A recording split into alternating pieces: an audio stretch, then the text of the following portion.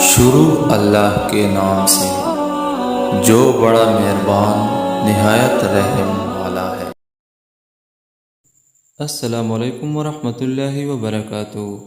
آج ہم ایک ایسے وظیفے کے بارے میں پڑھیں گے جس کے پڑھنے سے 70 حاجتیں پوری ہوں گی۔ یہ وظیفہ آپ نے روزانہ کی بنیاد پر کرنا ہے۔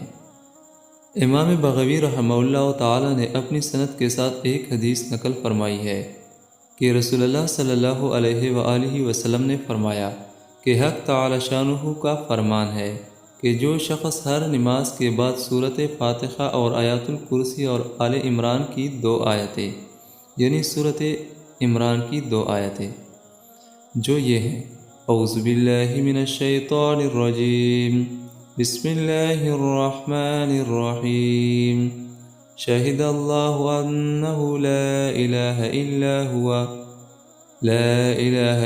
هو والملائکۃ وأولو العلم قائما بالقسط لا الہ الا هو العزیز الحکیم تولج اللیل فی النہار وتولج النہار فی اللیل وتخرج الحی من المیت وتخرج المیت من الحی وترزق من تشاء بغیر حساب۔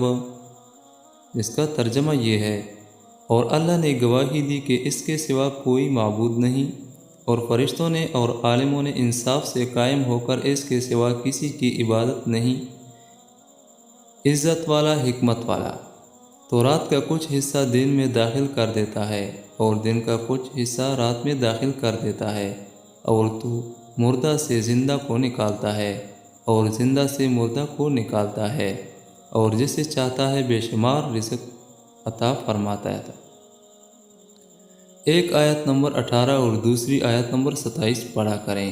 یہ وظیفہ روزانہ کی بنیاد پر کیا کریں، انشاءاللہ الرحمن 70 حاجتیں پوری ہوں گی۔